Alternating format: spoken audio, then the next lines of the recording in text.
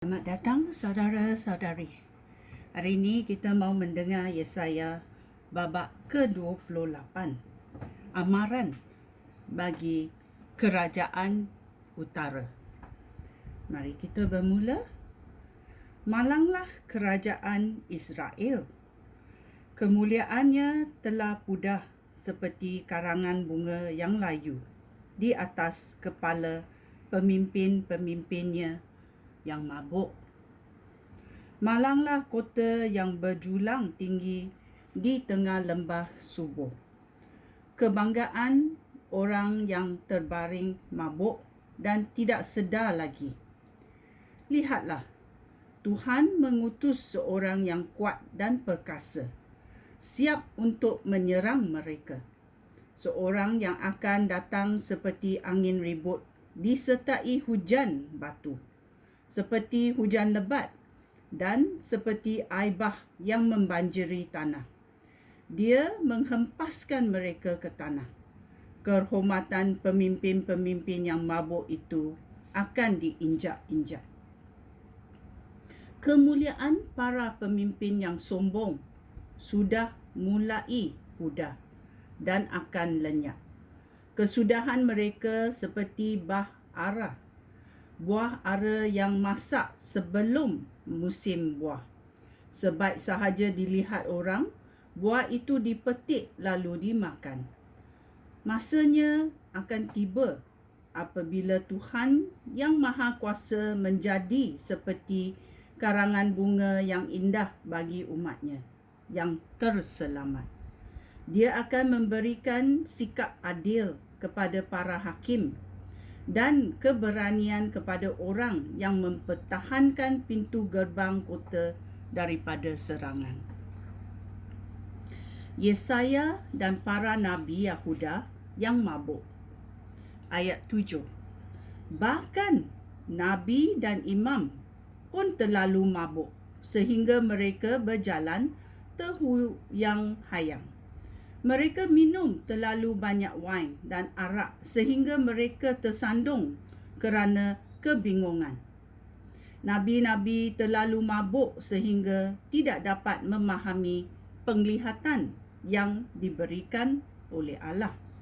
Dan imam-imam terlalu mabuk sehingga tidak dapat mengadili perkara yang di bawah kepada mereka. Meja mereka penuh dengan muntah dan tiada sebahagian pun yang bersih. Mereka merugut tentang aku, kata mereka. Pada sangkanya dia mengajar siapa?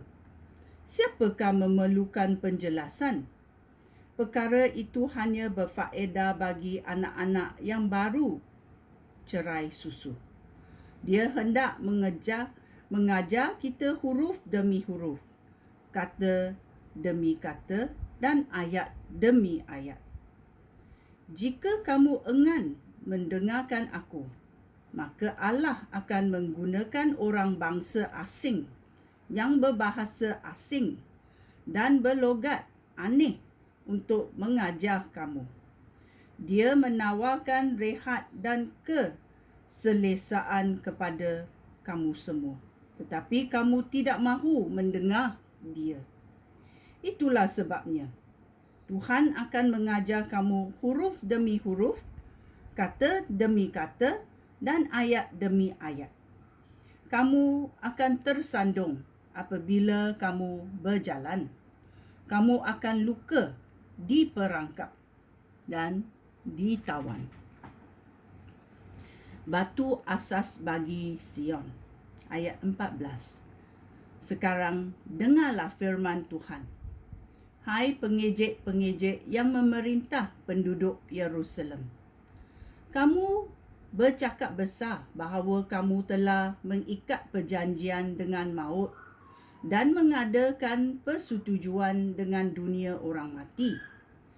Kamu yakin bahawa bencana tidak akan menimpa kamu kerana kamu bergantung kepada dusta dan penipuan untuk melindungi diri kamu.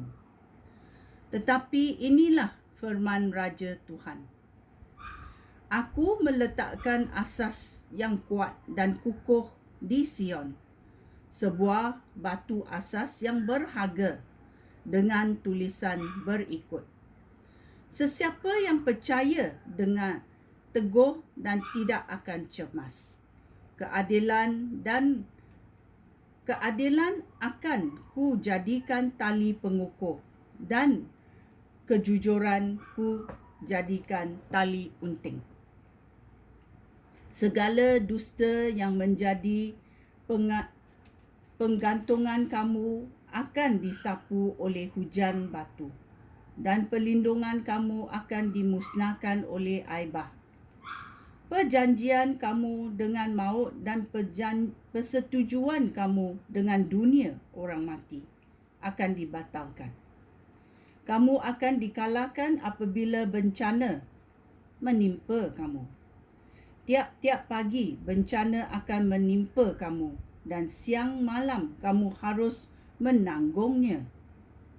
Kamu akan gementah ketakutan apabila kamu mengerti akan perkabaran Allah. Kamu akan menjadi seperti orang yang mencuba tidur di atas katil yang terlalu pendek, dengan selimut yang terlalu kecil untuk menyelubunginya. Tuhan akan bangkit di gunung Parazim dan di lembah Gibeon seperti yang dilakukannya dahulu. Dia akan melaksanakan kehendaknya walaupun kelihatannya sangat aneh. Dia akan menyelesaikan pekerjaannya yang menakjubkan itu. Jangan anggap ringan amaran aku ini. Jika kamu tidak menghiraukannya, lebih susah lagi bagi kamu melepaskan diri. Aku telah mendengar keputusan Tuhan, Raja yang Maha Kuasa, untuk memusnahkan seluruh negeri. Kebijaksanaan Allah. Ayat 23. Dengarlah kata-kata aku dan perhatikanlah pesan aku. Tiada petani yang terus-menerus membajak tanahnya dan menyediakannya untuk ditanam. Setelah dia membajak tanah itu, dia menabur benih, baik jintan hitam ataupun jintan putih. Dia menanam gandum dan barley berderet-deret. Kemudian di tepi ladang dia menanam tanaman lain. Dia tahu melakukan kerjanya kerana Allah telah mengajarnya. Tiada sekali-sekali dia menggunakan pemukul yang berat untuk menumbuk jintan hitam atau jintan putih. Sebaliknya, dia menggunakan pemukul yang ringan dan sesuai. Dia tidak mengirik gandum sampai hancur, dan dia tahu menggunakan pedati untuk mengirik gandum tanpa merosakkannya. Semua kebijaksanaan itu datang daripada Tuhan yang Maha Kuasa. Rancangan-rancangan Allah bijak dan sentiasa berjaya. Amen. Ya, kita mesti tahu kebijaksanaan Allah, dan Allah mengkurniakan pemikiran yang waras kepada kita supaya kita tahu akan kebijaksanaan Allah dan menguruskannya dengan teliti. Ya, ini adalah Yesaya babak ke-28, iaitu Tuhan berkata, aku meletakkan asas yang kuat dan kukuh di Sion, sebuah batu asas yang berharga dengan tulisan berikut. Sesiapa yang percaya dengan teguh tidak akan cemas. Keadilan akan Tuhan jadikan tali pengukuh, dan kejujuran Tuhan jadikan tali unting. Ya, sekian. Terima kasih. Shalom.